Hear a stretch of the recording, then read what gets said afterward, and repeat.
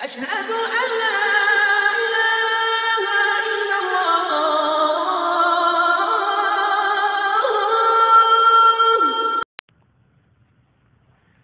السلام عليكم ورحمة الله وبركاته. إن الحمد لله نحمده ونستعينه ونستغفره ونعوذ بالله من شرور أنفسنا ومن سيئات أعمالنا. من يهده الله فلا مضل له ومن يضلل فلا هادي له.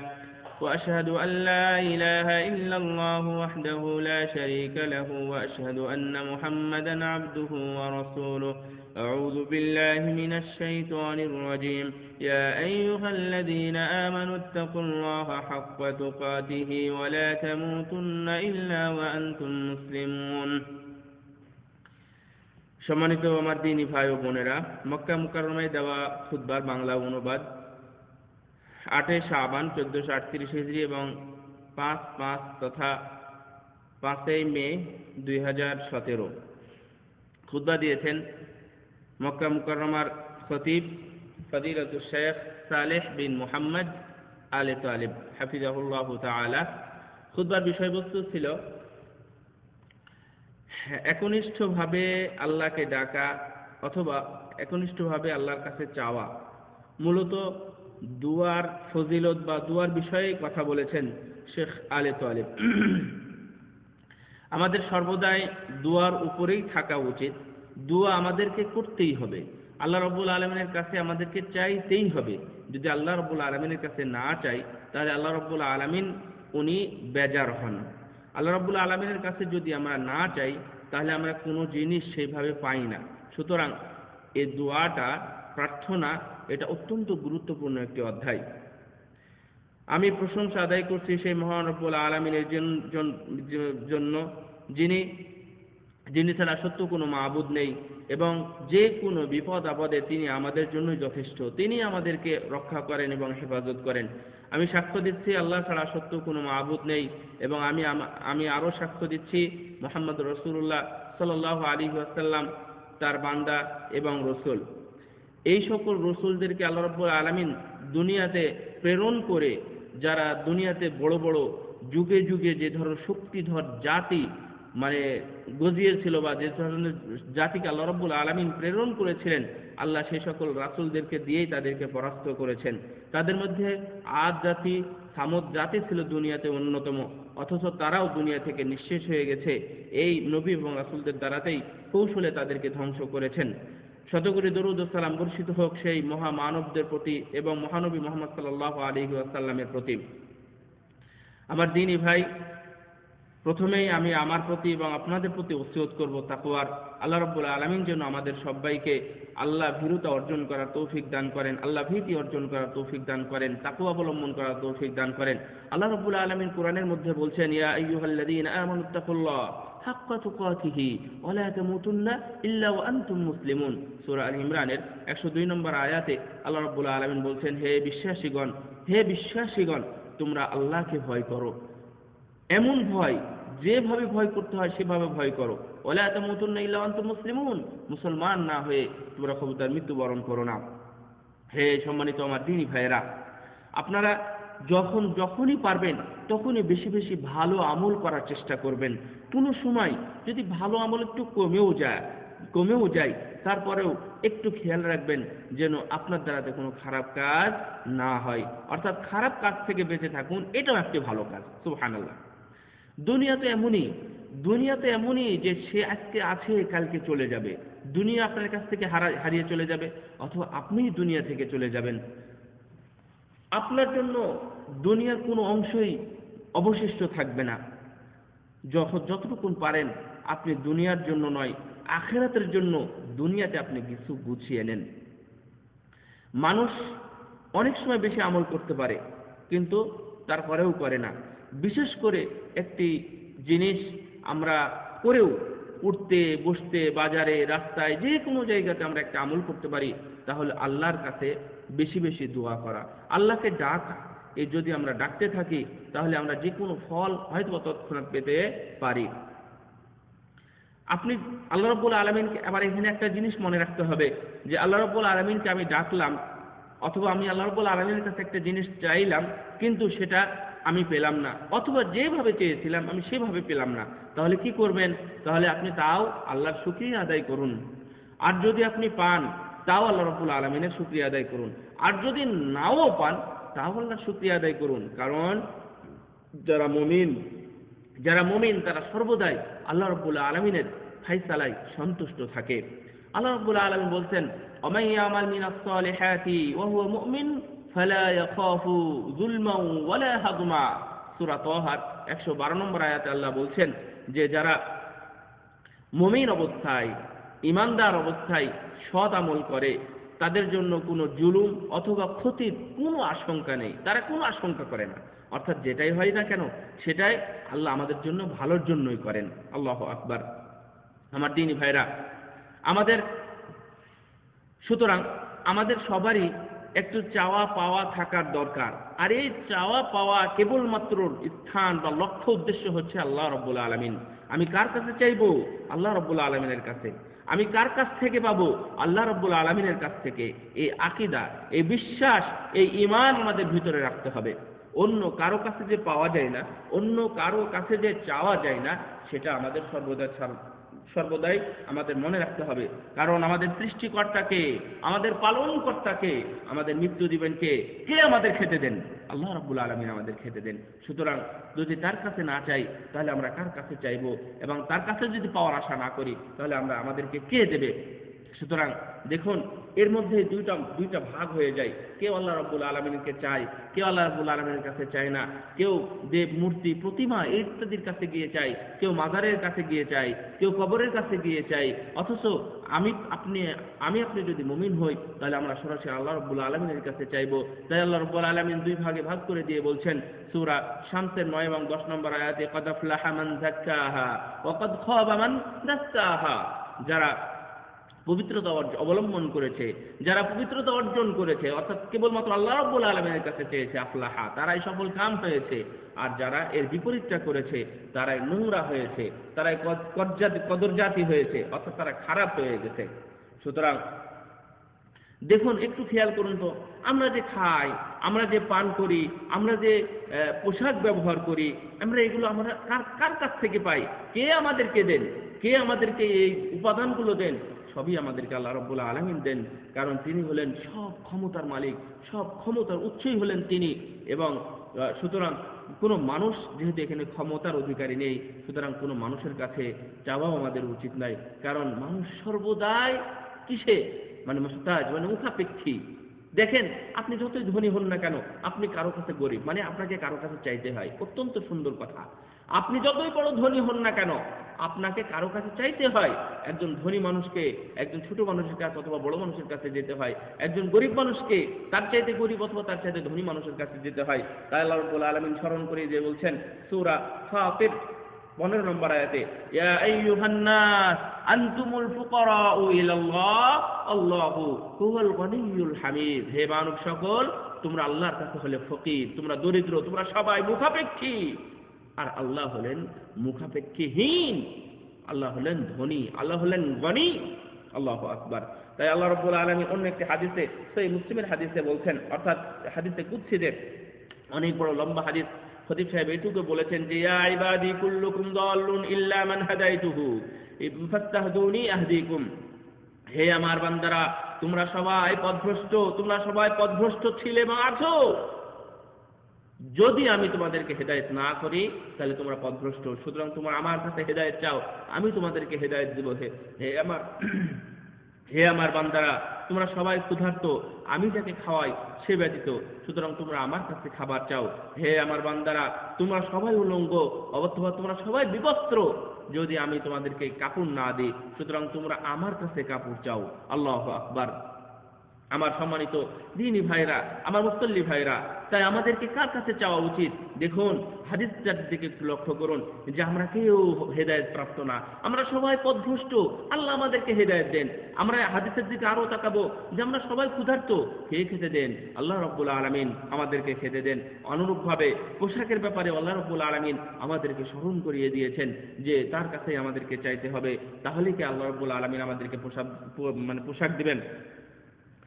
দেখুন, আমরা চাওয়া জিনিসটাকে একটু এগিয়ে যাই, আল্লাহ রাব্বুল আলামিন আমাদেরকে সূরা ফাতিহা পড়ার জন্য নির্দেশ দিয়েছেন। সূরা ফাতিহা আমরা পড়ে থাকি। রাসূল সাল্লাল্লাহু আলাইহি ওয়াসাল্লামের কাছে রাসূল সাল্লাল্লাহু আলাইহি ওয়াসাল্লামের পক্ষ থেকে নির্দেশনা এসেছে সূরা ফাতিহা পড়ার ব্যাপারে সালাতের মধ্যে। কিন্তু সেখানে দেখেন যে সূরা ফাতিহার পুরো অর্ধেকটাই হচ্ছে দোয়া। কি ইয়্যাকা না'বুদু ওয়া ইয়্যাকা নাস্তাঈন, এরপরের অংশটুকু পুরোটাই চাওয়া। ইহদিনাস সিরাতাল মুস্তাকিম সিরাতাল লাযীনা আন'আমতা আলাইহিম গায়রিল মাগদুবি আলাইহিম ওয়ালাদ-দাল্লিন আমিন। এই পুরোটাই হচ্ছে আল্লাহ রাব্বুল আলামিনের কাছে চাওয়া। সুতরাং আমাদেরকে যে কোনো মূল্যেই আল্লাহ রাব্বুল আলামিনের কাছে চাইতে হবে, অন্য কারো কাছে চাওয়া যাবে না। আমরা আরো লক্ষ্য করব রাসূল সাল্লাল্লাহু আলাইহি ওয়াসাল্লামের দিকে। আল্লাহু আকবার। রাসূল সাল্লাল্লাহু আলাইহি ওয়াসাল্লাম ছিলেন তিনি সবচেয়ে পরহেজগার ব্যক্তি। রাসূল সাল্লাল্লাহু আলাইহি ওয়াসাল্লাম ছিলেন সবচেয়ে সুন্দর ব্যক্তি। রাসূল সাল্লাল্লাহু আলাইহি ওয়াসাল্লাম ছিলেন সবচেয়ে নেকি কামানোর মানে সবচেয়ে উপযুক্ত ব্যক্তি। রাসূল সাল্লাল্লাহু আলাইহি ওয়াসাল্লাম ছিলেন সবচেয়ে জান্নাতওয়ালা ব্যক্তি। রাসূল সাল্লাল্লাহু আলাইহি ওয়াসাল্লাম আমাদের জন্য ছিলেন সবচেয়ে উত্তম আদর্শ। অথচ তিনি মুহাম্মদুর রাসূলুল্লাহ সাল্লাল্লাহু আলাইহি ওয়াসাল্লাম উনি নিজে আল্লাহর কাছে দোয়া করতেন। ইভেন রাসূল সাল্লাল্লাহু আলাইহি ওয়াসাল্লাম তার সাহাবীদেরকে, তার পরিবারকে, আয়েশা রাদিয়াল্লাহু তাআলা আনহা সহ এবং হাসান হুসাইন রাদিয়াল্লাহু তাআলা আনহুম, আবু বকর রাদিয়াল্লাহু তাআলা আনহুম, এদেরকে রাসূল সাল্লাল্লাহু আলাইহি ওয়াসাল্লাম নিজে দোয়াগুলো শিক্ষা দিতেন। কিভাবে আল্লাহ রাব্বুল আলামিনের কাছে চাইতে হবে, কি বলে চাইতে হবে, কোন সময় চাইতে হবে, সব বিষয়গুলো উনি শিখিয়ে দিতেন। আল্লাহু আকবার। অথচ তিনি নবী, অথচ তিনি রাসূল, অথচ তিনি সর্বপ্রথম জান্নাতি, তারপরেও আল্লাহ রাব্বুল আলামিনের কাছে উনি চাইতেন। আমাদের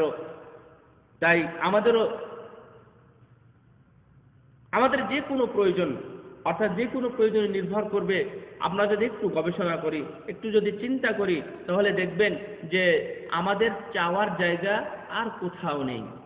আমাদের চাওয়ার জায়গা আর কোথাও নেই। কারণ আপনি যেখানেই চান না কেন সেখানেই কিছু কমতি থাকবে, আপনি যেখানেই চান না কেন সেখানেই কোনো ত্রুটি থাকবে, আপনি যেখানেই চান না কেন সেখানে আপনি কাঙ্ক্ষিত জিনিস পাবেন, এটা কখনোই আশা করা যাবে না। উনি এভাবে অত্যন্ত সুন্দরভাবে ব্যাখ্যা করেছেন যে যে কোনো মূল্যেই তার কাছে আমাদেরকে চাইতে হবে।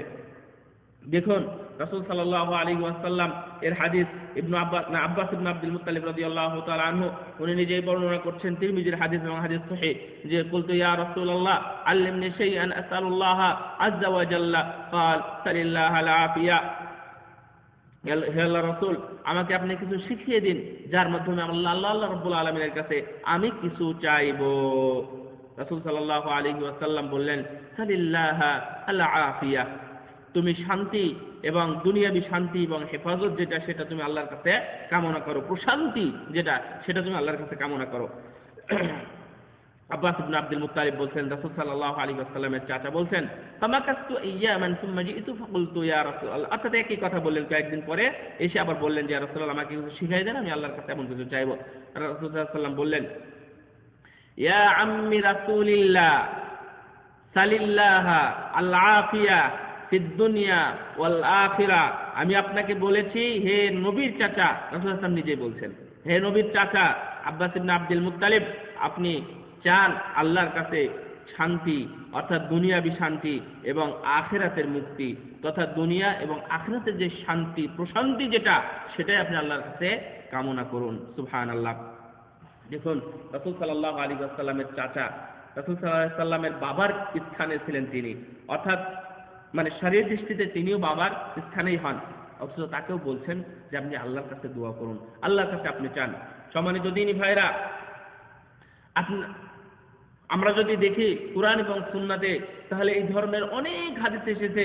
সম্মানিত খতিব মহোদয় বলছেন যে এই ধরনের প্রায় 50টা হাদিস আমরা পাবো যে রাসূল সাল্লাল্লাহু আলাইহি ওয়াসাল্লাম সাহাবীদেরকে বা তিনি নিজেও এভাবে আল্লাহ রাব্বুল আলামিনের কাছে চাইতেন এবং চেয়েছেন, চাওয়ার জন্য বলেছেন, বিশেষ করে আফিয়া ওয়াল আফওয়া, অর্থাৎ দুনিয়াবি প্রশান্তি এবং শান্তি অথবা হেফাজত কামনা করা, এই জিনিসটা ওনারা সবাই চাইতেন, সাহাবীগণ চাইতেন। কেন? যখনই কারো কাছে আফিয়া থাকবে, যখন দুনিয়াবি এবং আখিরাতের প্রশান্তি কারো কাছে থাকবে, তাহলে সে যেন সব কিছুর চাবি পেয়ে গেল, যে কোনো দরজায় পৌঁছতে তার জন্য কোনো সমস্যা হবে না। মনে রাখবেন, এটা হয়তো বা কথাটা ছোট, কিন্তু প্রাপ্যের ক্ষেত্রে অনেক বড় হতে পারে। আপনি হয়তো বা প্রাপ্যের ক্ষেত্রে পেয়েছেন ছোট, কিন্তু বরকতে সেটা অনেক বড় হতে পারে। এটাই কল্যাণের মানে কি হতে পারে, মানে জমা রাখার খাজানা অথবা গোডাউন হতে পারে। আর এটা এমন কিছু যা দুনিয়ার কোনো কিছুর সাথে তুলনা করা যায় না। আপনারা একটু লক্ষ্য করলে আপনারাও বুঝতে পারবেন যে আপনার জমি আছে, জায়গা আছে, টাকা আছে, পয়সা আছে, মানসিক প্রশান্তি নাই, তাহলে মনে হবে যে আপনার কিছুই নেই। হ্যাঁ, রাসূল সাল্লাল্লাহু আলাইহি ওয়াসাল্লাম অনেকভাবে কথাটা বুঝিয়েছেন যে আমাদের কাছে যে এটা থাকে, তাহলে আমরা যে কোনো সফলতায় করতে পারবো ইনশাআল্লাহ।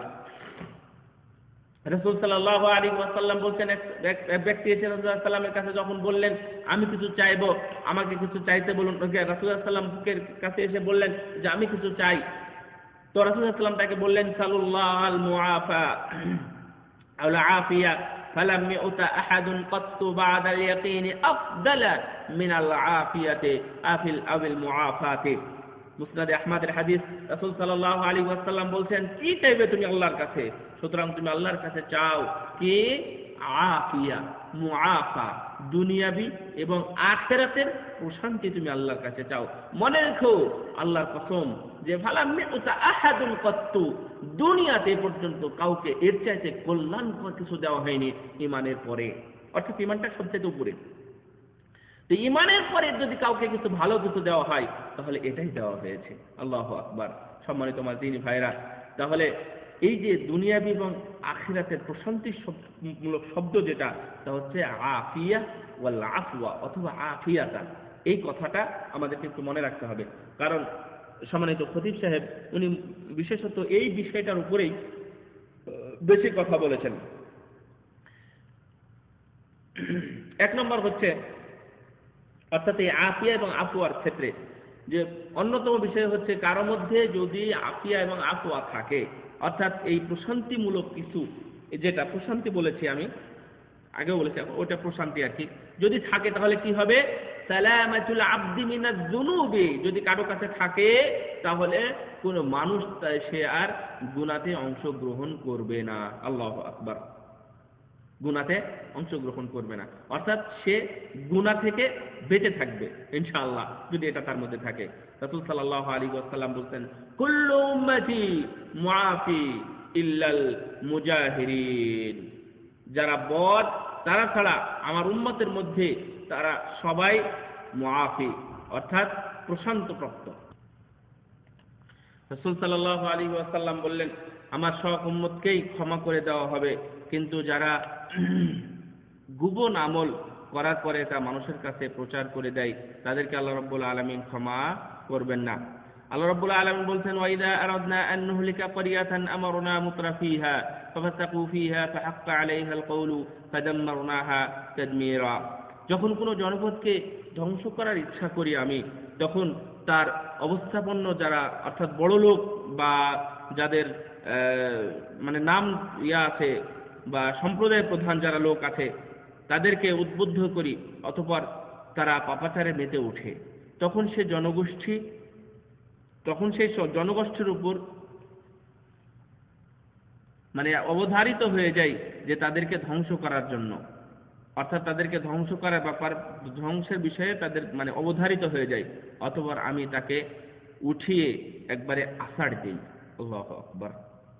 ফাদাম্মারনাহা তাদমীরা, একবারে আছাড় দিয়ে দিই। সম্মানিত দ্বীনি ভাইরা, যখনই আমরা আল্লাহ রাব্বুল আলামিনের কাছ থেকে, আল্লাহ রাব্বুল আলামিনের চাওয়া থেকে দূরে থাকব, যখনই আমরা আল্লাহ রাব্বুল আলামিনের চাওয়া থেকে বিমুখ হয়ে যাব, তখন আল্লাহ রাব্বুল আলামিন আমাদের উপর এই ধরনের অসন্তুষ্ট হবেন। এই অসন্তুষ্ট হওয়ার জন্য হয়তোবা যে কোনো আগের কোনো জাতিকে আল্লাহ রাব্বুল আলামিন এভাবে আছাড় দিয়ে হত্যা করেছেন, আছাড় দিয়ে শেষ করে দিয়েছেন, এখনো সেই সম্ভাবনা কিন্তু শেষ হয়ে যায়নি। সুতরাং আল্লাহ রাব্বুল আলামিন কুরআনুল কারীমের মধ্যে উল্লেখ করেছেন এই অত্যন্ত গুরুত্বপূর্ণ একটি বিষয়, যে আছাড় দিয়ে আল্লাহ রাব্বুল আলামিন তাদেরকে শেষ করে দিবেন। সুতরাং আমাদের উচিত আল্লাহ রাব্বুল আলামিনের কাছে চাওয়া। রাসূল সাল্লাল্লাহু আলাইহি ওয়াসাল্লাম যে সকল বিষয়গুলো আল্লাহ রাব্বুল আলামিনের কাছে চাইতেন, তার মধ্যে অন্যতম হলো সহিহ মুসলিমের হাদিস, আল্লাহুম্মা ইন্নী আউযু বিকা মিন যাওয়ালি নি'মাতিকা ওয়া তাহাউলি আফিয়াতিকা ওয়া ফুজাআতি নিকমাতিকা ওয়া জামি'i সাফাতিকা। হে আল্লাহ, আমি তোমার কাছে পানা চাচ্ছি, আমি তোমার কাছে আশ্রয় চাচ্ছি নিয়ামতের বিলুপ্তি থেকে, ওয়াতাহাউলি আফিয়াতিকা, অথবা মানে অনুকম্পা যেটা বা তোমার নিয়ামত সেটার জন্য পরিবর্তন না হয়, ওয়াফুজাআতি নিকমাতিকা, আকস্মিক কোনো শাস্তি যেন না আসে, এই জন্য আমি তোমার কাছে আশ্রয় প্রার্থনা করছি হে আল্লাহ। ওয়াজামিই সাখাতিকা, এবং সকল ধরনের যে ক্রোধ রাগ আছে তোমার, সে রাগ থেকে আমি তোমার থেকে আশ্রয় প্রার্থনা করছি। আল্লাহু আকবার। দেখুন রাসূল সাল্লাল্লাহু আলাইহি ওয়াসাল্লাম এই ধরনের ব্যক্তি হওয়ার পরেও উনি আল্লাহর কাছে এভাবে দোয়া করতেন। আল্লাহ রাব্বুল আলামিন যে কোনো জাতিকে আল্লাহ পরিবর্তন করতে চান, কোনো জাতি যদি পরিবর্তন হতে চায়, আল্লাহ রাব্বুল আলামিন তাদের পথকে সহজ করে দেন। আল্লাহ তাই স্মরণ করিয়ে দিয়ে বলছেন, ইন্নাল্লাহা লা ইউগাইয়িরু মা বিকওমিন হাত্তা ইউগাইয়িরু মা বিআনফুসিহিম, নিশ্চয় আল্লাহ রাব্বুল আলামিন সেই সম্প্রদায়ের কোনো অবস্থার পরিবর্তন করেন না যতক্ষণ তারা নিজেরাই তার অবস্থার পরিবর্তন না করে। সুতরাং আমরা অবশ্যই গুনাহ থেকে বেঁচে থাকব যদি আফিয়া ওয়াল আফওয়া আমাদের মধ্যে থাকে। আমাদের মধ্যে এই জিনিসটা নিয়ে আসার দরকার বিভিন্ন দোয়ার মাধ্যমে আল্লাহর কাছে চেয়ে। সুতরাং বান্দা অবশ্যই গুনাহ থেকে বিরত থাকবে।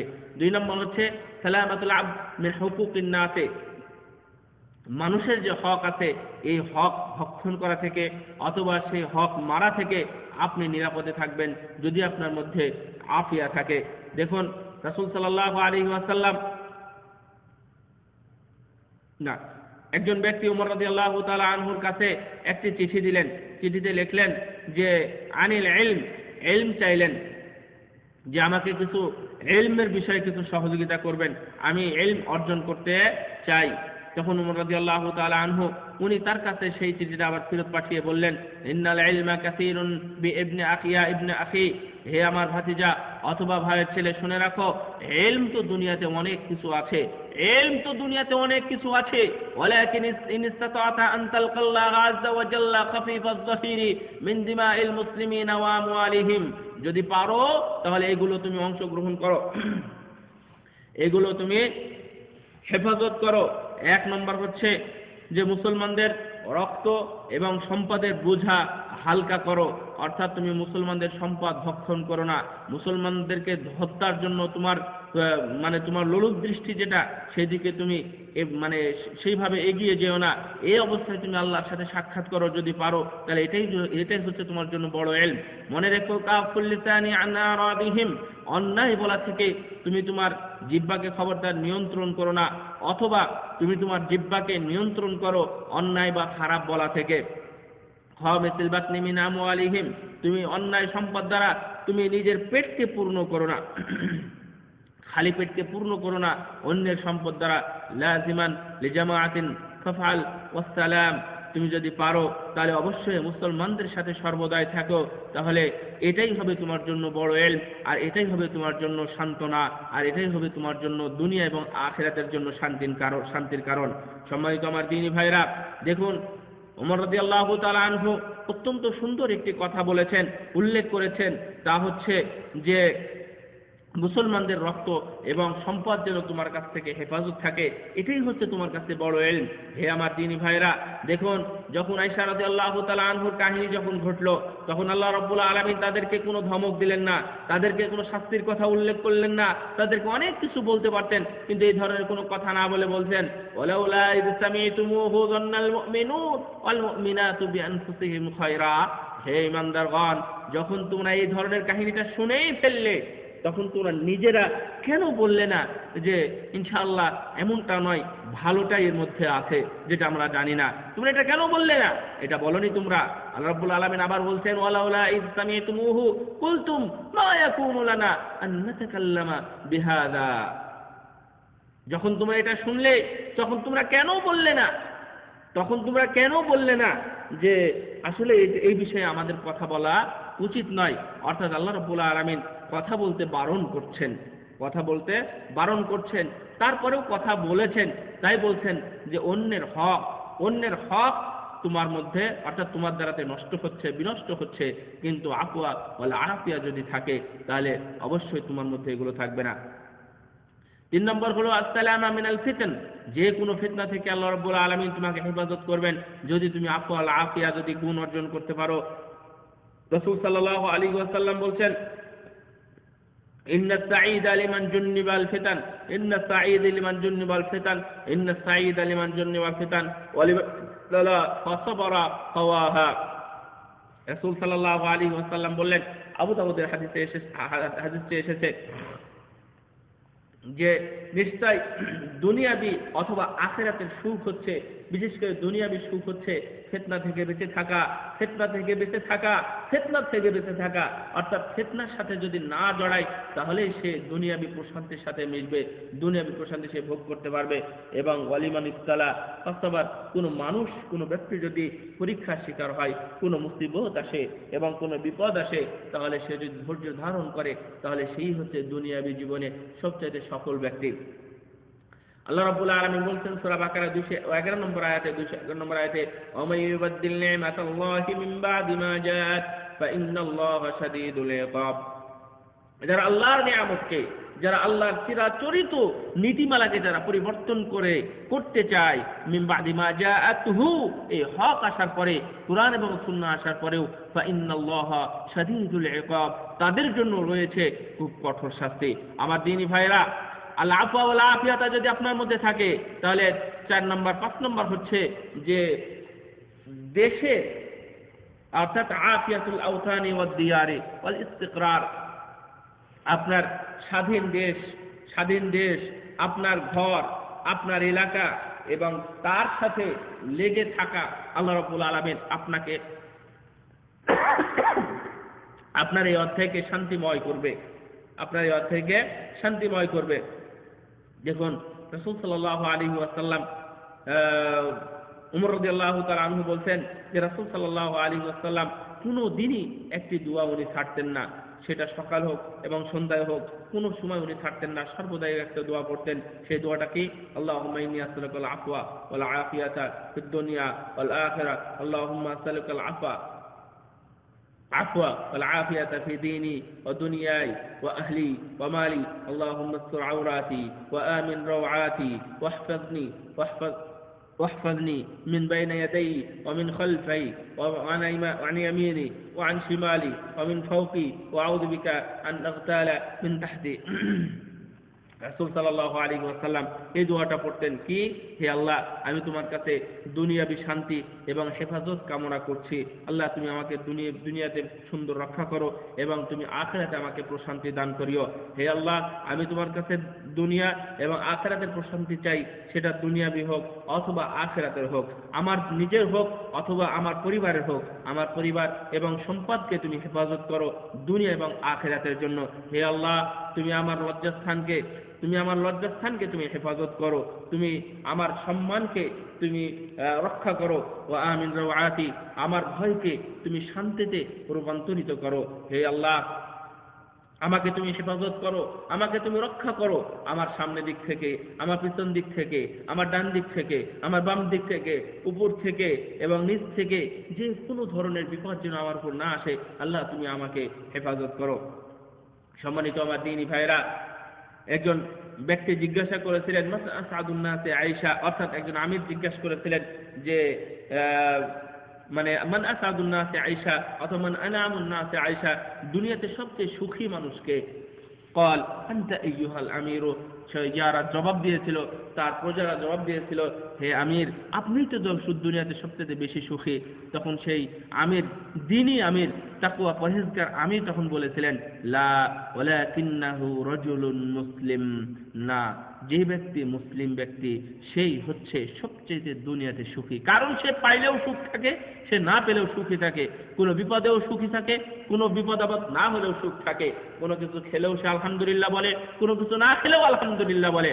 দেখুন, লাহু যাওজাতুন মুসলিমা, কোনো মুসলিম মেয়েকে যদি সে বিবাহ করে এবং সেই মুসলিম মহিলাটা যদি সুন্দর হয়, অর্থাৎ যদি আফিফা হয়, আফিয়া হয় এবং তার মধ্যে যদি আফওয়া ওয়াল আফিয়া থাকে, তাহলে সে স্বামীর উপর সন্তুষ্ট থাকবে আর স্বামীও সে মেয়ের উপর সন্তুষ্ট থাকবে। ওই ব্যক্তি হচ্ছে বেশি সুখী, অর্থাৎ রজুলুন মুসলিম, যেটা মুসলিম ব্যক্তি। রাসূল সাল্লাল্লাহু আলাইহি ওয়াসাল্লাম যে দোয়াগুলো আরো বেশি পড়তেন তার মধ্যে একটি হলো আল্লাহুম্মা আহসিন আকিবাতানা ফিল উমুরি কুল্লিহা ওয়া আজরিনা মিন খিজিদ দুনিয়া ওয়া আযাবিল আখিরাহ। হে আল্লাহ, দুনিয়াবী সকল ফিতনা থেকে তুমি আমাদেরকে হেফাজত করো, অথবা যে কোনো বালা মুসিবতকে তুমি আমাদেরকে সুন্দর করে দাও, সুন্দর করে দাও। ওয়া আজরিনা মিন খিজিদ দুনিয়া, দুনিয়াবী যে কোনো বালা মুসিবত অথবা অপমান লাঞ্ছনা সেগুলো থেকে তুমি আমাদেরকে হেফাজত করো, এবং আখিরাতে যে শাস্তির কথা উল্লেখ করা হয়েছে সেখান থেকে তুমি আমাদেরকে মুক্তি দাও। আমাদের সুতরাং হে আমার দ্বীনী ভাইরা, আমি আপনাদেরকে উল্লেখ করে বলছি, হে আমার দ্বীনী ভাই, সম্মানিত খতিব বলছেন, হে আমার দ্বীনী ভাইরা, আপনারা সর্বদাই দোয়ার উপরে অভ্যস্ত হন, দোয়া বেশি বেশি করে পড়ার চেষ্টা করুন। কেন? দেখুন, আপনি যখন বাজারে যাবেন, আপনি যখন বাড়িতে থাকবেন, আপনি যখন ঘরে থাকবেন, আপনি যখন গাড়িতে বের হবেন, যখন আপনি উঠবেন বসবেন অথবা উপরে উঠবেন নিচে নামবেন, প্রত্যেকটা জায়গাতে আল্লাহ রাব্বুল আলামিন রাসূল সাল্লাল্লাহু আলাইহি ওয়াসাল্লাম আমাদের জন্য দোয়া নির্ধারণ করে দিয়ে গেছেন। কেন? আমরা যেন সর্বদাই নিরাপদে থাকতে পারি, আমরা যেন সর্বদাই দ্বীনের উপর অটল থাকতে পারি। দেখুন, রাসূল সাল্লাল্লাহু আলাইহি ওয়াসাল্লাম পর্যন্ত দ্বীনের উপর অটল থাকার জন্য উনি দোয়া করেছেন, হে আল্লাহ, রব্বানা লা তুযিগ কুলুবানা বা'দা ইয হাদাইতানা ওয়া হাব লানা মিন লাদুনকা রাহমা ইন্নাকা আনতাল ওয়াহ্হাব।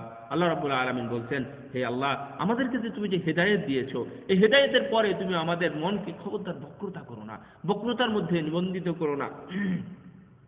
মিল্লাদুনকা রাহমা ওয়া হাব লানা মিল্লাদুনকা রাহমা, হে আল্লাহ, তোমার পক্ষ থেকে তুমি আমাদেরকে রহমত, দয়া দান করো, তোমার দয়া আচ্ছাদিত করো, ইন্নাকা আনতাল ওয়াহ্হাব, নিশ্চয়ই তুমি হলে মহান দাতা। সম্মানিত সুধীমণ্ডলী, সম্মানিত আমার দ্বীনী ভাইরা, উনি প্রথম খুতবায় এই ধরনের কথাগুলো বলেছেন। দ্বিতীয় খুতবায় আল্লাহর প্রশংসা এবং রাসূল সাল্লাল্লাহু আলাইহি ওয়াসাল্লামের দরুদ পাঠের পরে আবার শুরু করেছেন। রাসূল সাল্লাল্লাহু আলাইহি ওয়াসাল্লাম যে দোয়াটা সবচেয়ে, যে দোয়াগুলো বেশি বেশি পড়তেন তার মধ্যে এটাও একটি, আল্লাহুম্মা আসলিহ লি দীনি, আল্লাহুম্মা আসলিহ লি দীনি আল্লাযী হুয়া আসমাতু আমরি ওয়া আসলিহ দুনিয়া আল্লাতী ফীহা মাআশি ওয়া আসলিহ লি ফী আখিরাতি আল্লাতী ফীহা মাআদি ওয়াজআল আল হায়াতা জিয়াদাতান ফী কুল্লি খাইরিন ওয়াজআল আল মাউতা রাহাতান লি কুল্লি শাররিন। রাসূল সাল্লাল্লাহু আলাইহি ওয়াসাল্লাম মুসলিমের হাদিস, হে আল্লাহ, তুমি আমার দুনিয়াবি যে বিষয়গুলো আছে, যে খারাপ বিষয়গুলো আছে সেগুলো তুমি আমার সংশোধন করে দাও, এবং দুনিয়াবি যে বিষয়গুলো আমি যেখানে বসবাস করছি তার মধ্যে যদি কোনো খারাপ কিছু থাকে, ভুল থাকে, তাহলে সেটা তুমি সংশোধন অথবা কল্যাণে পরিণত করো। হে আল্লাহ, তুমি আমার জায়গা অর্থাৎ ফিরে যাওয়ার জায়গা তথা কবরকে তুমি আমার জন্য সুন্দর করে দাও, অথবা কবরের জন্য যেন আমি ভালো প্রস্তুতি গ্রহণ করতে পারি, তুমি সেই ব্যবস্থা করে দাও।